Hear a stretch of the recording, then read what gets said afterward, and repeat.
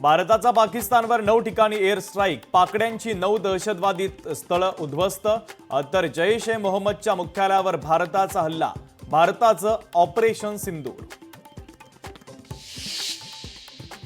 भारतासाठी अभिमानाचा दिवस ऑपरेशन सिंदूर नंतर पंतप्रधान मोदींकडून भारतीय सैन्याचं कौतुक.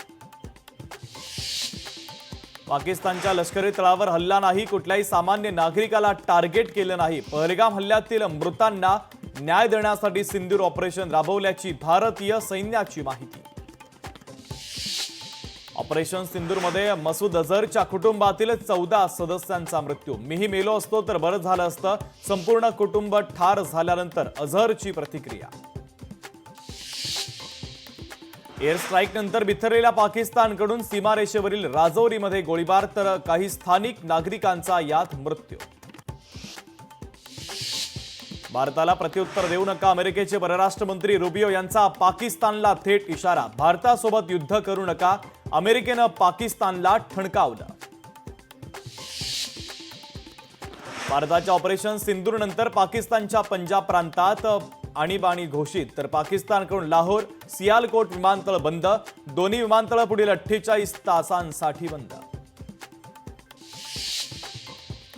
दहशतवादी हल्ल्याचं उत्तर युद्ध नसतं, सरकारच्या चुका दाखवल्याच पाहिजे. एअर स्ट्राईक करणं हे उत्तर नाही, राज ठाकरेंची प्रतिक्रिया. हल्ले सहन करणार नाही हे भारतानं दाखवून दिलं, मुख्यमंत्री देवेंद्र फडणवीसांची ऑपरेशन सिंदूरवर प्रतिक्रिया.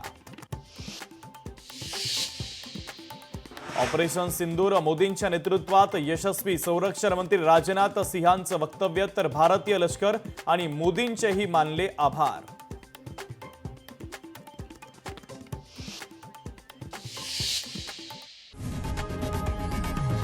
लोकशाही मराठी ऐका, पहा, जागरूक रहा.